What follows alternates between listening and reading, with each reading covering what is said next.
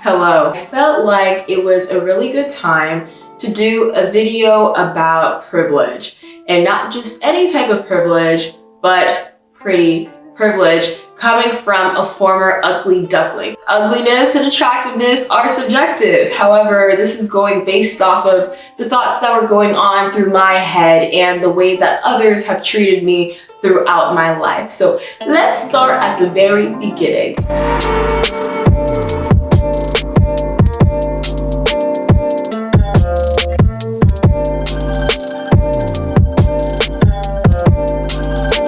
So I was just a normal black girl, and living in this society, it's very hard to feel comfortable in your skin because you simply don't see other people who look like you on the TV. And I think that's why my mom had me watch America's Next Top Model growing up. Not because my name was Tyra, maybe because my name was Tyra, but she wanted to show good portrayal of black women on the TV screen. I was rooting for you. We were all rooting for you. How dare you?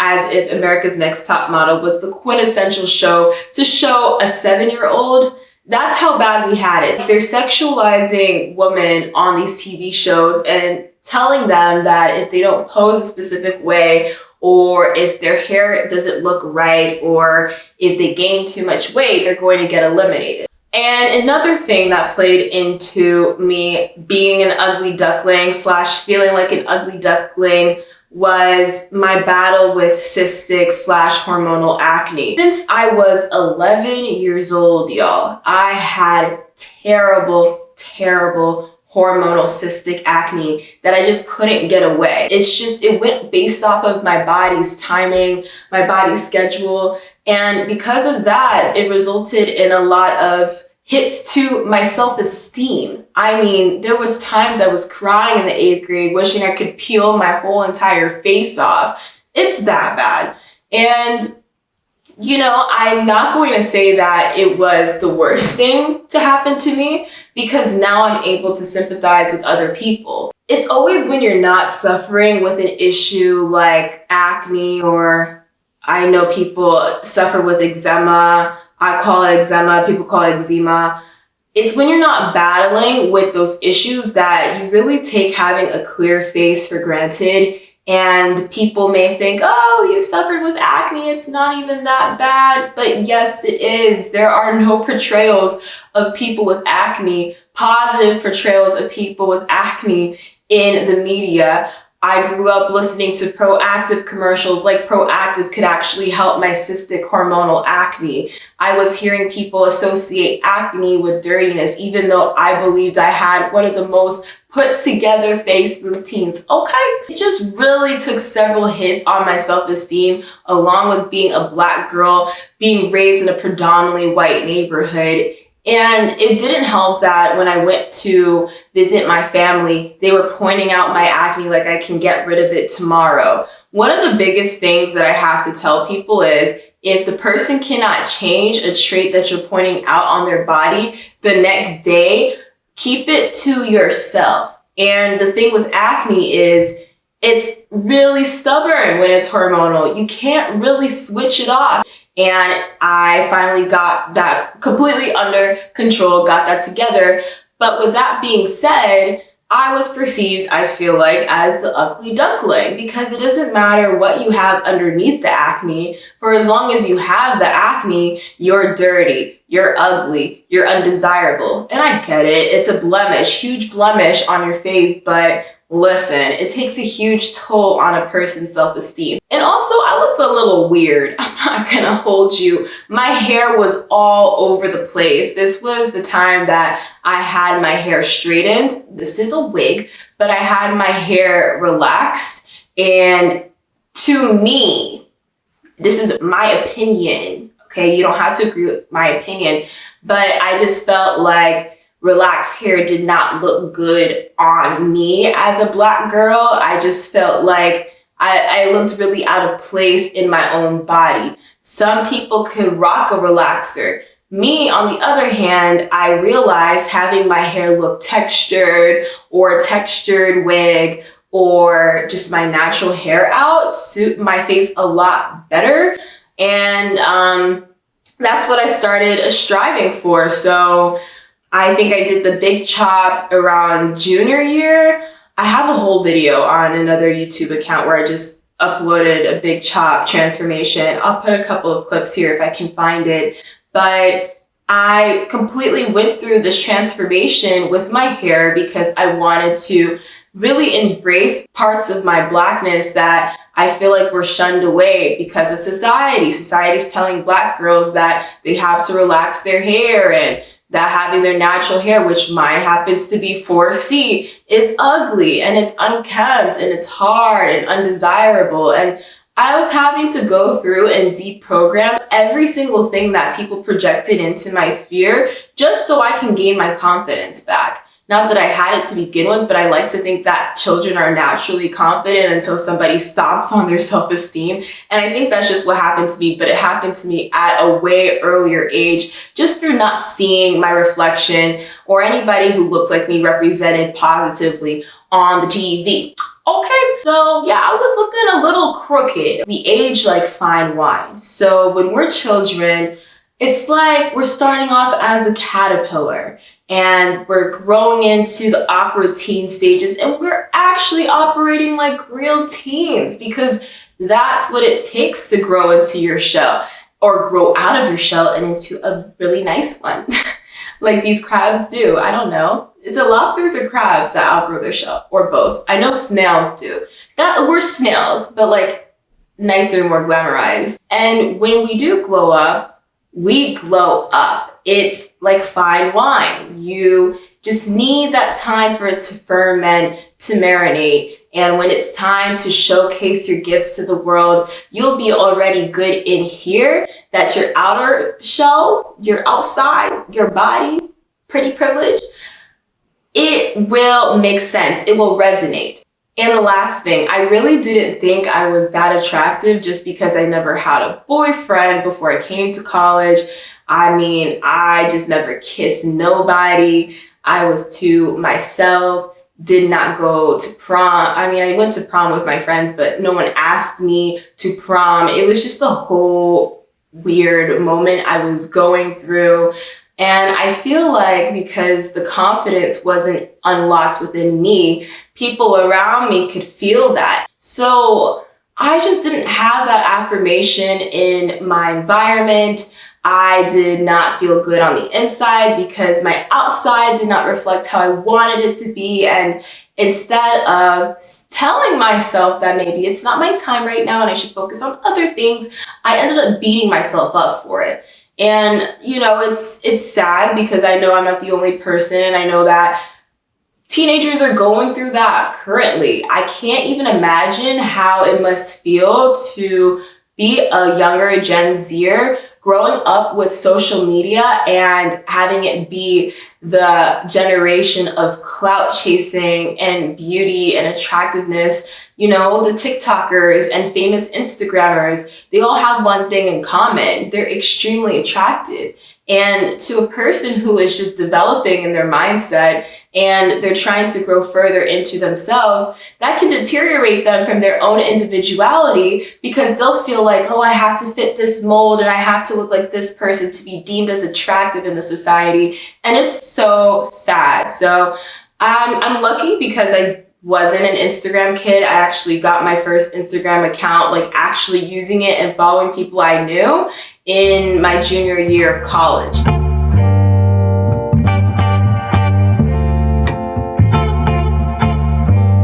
So my weird adolescent phase actually came with me to college, which is embarrassing to say because I felt like all of these girls just had their shit together and I didn't. And I look at pictures of me earlier on in college and I had a weird sense of self-esteem but self-loathing.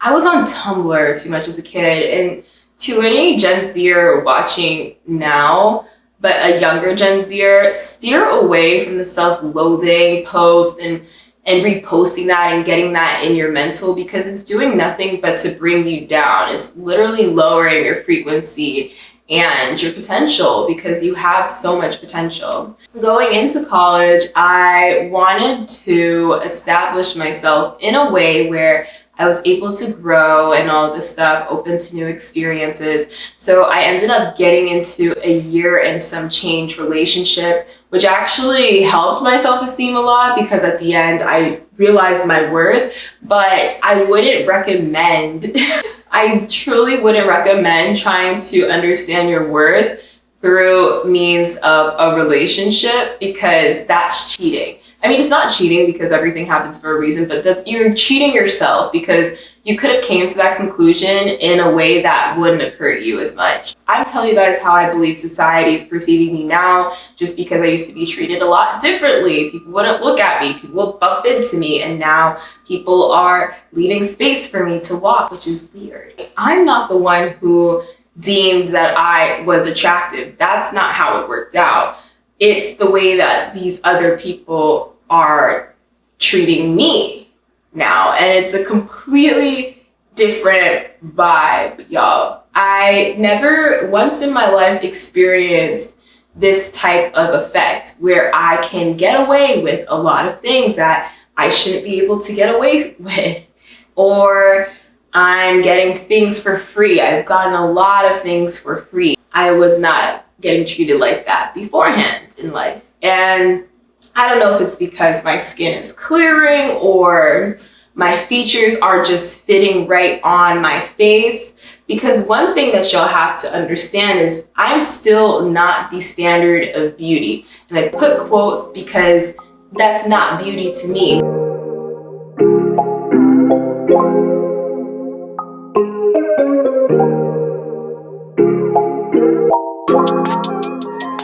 I don't even know what the standard of beauty is anymore. I'm honestly confused, like, no COVID. I'm honestly confused because in one aspect, I think of the standard of beauty to be white, blonde, blue eyes, or you don't have to be blonde or have blue eyes, but you just need to be white girl with features that align somewhat and so you're skinny. That's what I thought the standard of beauty was. And it is still like that in certain places. I know in the South, it's still like that depending on the neighborhood.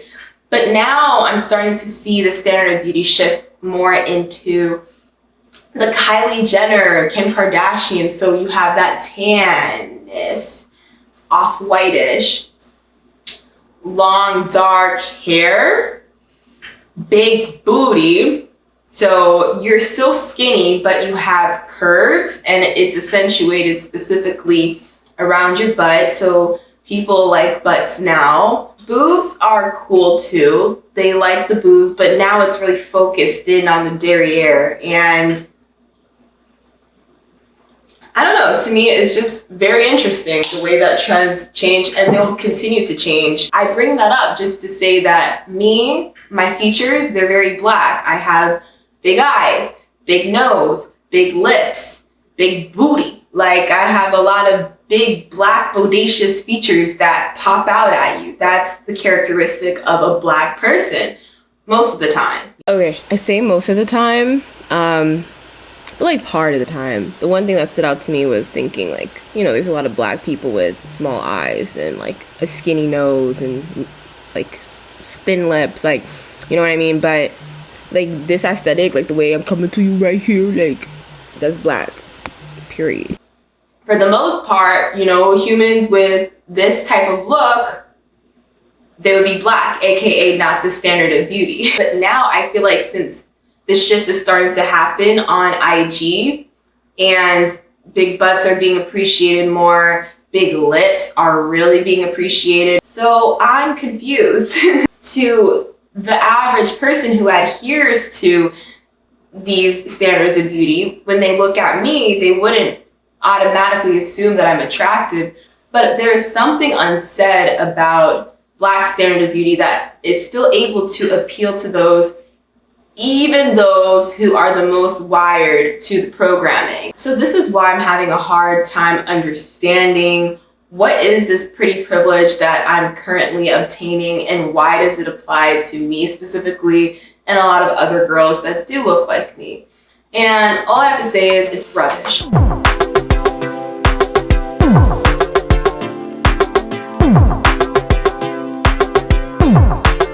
because just a couple of years beforehand, people were getting ridiculed for having some of these characteristics that I just listed out in these IG baddies. And I believe that the standard is going to continuously change, because beforehand I was not looked at as anything, and now all of a sudden people are looking at me a little bit more. So like with any privilege, it's important to understand the benefits that you get in your life, but then also there are negatives to this.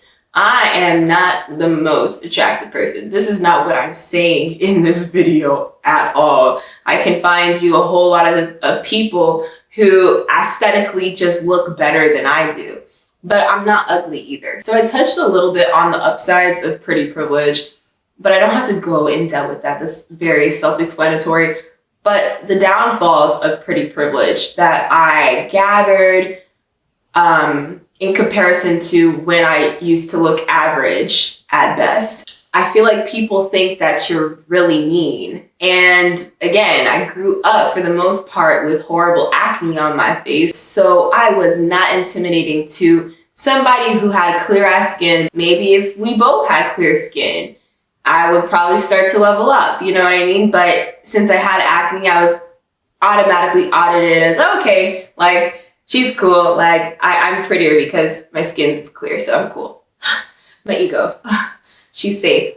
But now as my acne is starting to clear up, or when I learned really good makeup tricks, I started to feel others just want to attack me out of nowhere. And it was so weird because what? So that's one thing. People think that you're mean or that you're out to get them or something. And it can feel really isolating because you don't have those intentions. And most likely you're probably really lonely yourself, because in this world, a lot of things are viewed as competition. Competition for the best job, competition for the best grade, competition for the best partner. You know what I mean? So I feel like our innate humanistic qualities come out when we perceive another person to have a one-up on us. Again, I definitely feel that, but I try not to let that consume me because it's deteriorating me from my own path and my own journey. You're giving your power away. If you understand the intricacies of frequency, you'll understand how detrimental it is to continuously give away your power to something that doesn't serve you. Your power, your energetic power, is the ultimate currency in this whole entire universe. And for you to give it away to an idea or a thought that doesn't serve you, you're not prioritizing yourself. You know, everybody has something that another person wants if you unlocked that power within you. You may be the funniest person ever, but you just didn't know because you let fear consume you. You let jealousy consume you because this person has this outward quality that you wish you could have. I've been there. When my face was all the way fucked up, I was looking at people with clear skin like, oh my God, I just hate that I do everything and this person just has clear skin. And because I realized I was failing in that department, I had to capitalize on other things such as my personality. Maybe a cute little hobby like editing. I used to have a YouTube channel in high school that I kept very secretive. Nobody knew about it, only my mom. Capitalizing on other things because this one part that you're not happy with just isn't clicking for you. And I realized that's the best way, because guess what? It's probably going to end up being better, or you're probably going to accept that part of yourself that you used to dislike a lot more. You're going to embrace it because it's you, it's your vessel. And because you focused in on a strong suit that you had, now mind, body, and spirit align, and you are just this special star. You're beaming like the sun. And that's all that we're looking for everybody to heal from the insecurities, because it's not just about pretty privilege, but unfortunately, a lot of people adhere to this privilege, just like people adhere to white privilege, just how people adhere to male privilege. If you don't think those things exist, you're bugging out. And it depends on whether you embrace it or not. Okay, sure, but the rest of the society, the majority of people still do. So what are you about to do about that? Are you going to go along with it, or are you going to start speaking out about it so we can make things seem a little bit more normal for everybody? It's not just you involved, just the whole entire experience. It'll just be a lot more normal for everybody else. So that's why I made this video. I'm not claiming to be the most attractive person because I know I'm not. Like, I know my lane. You know what I mean? Like, I know I'm not the most attractive person, but I know I'm not average. Maybe I am. To you, that is my ugly duckling to pretty privileged story. And I really wanted to film this barefaced. I wanted to come to y'all straight, raw, unfiltered, periodism, periodic table, poo, bear, tigger. Bye. I'm light years, call me eons. When the snare kick in, the beat is neon. Lights, yeah, I'm feeling magnificent. Care less what I'm up against. Yeah.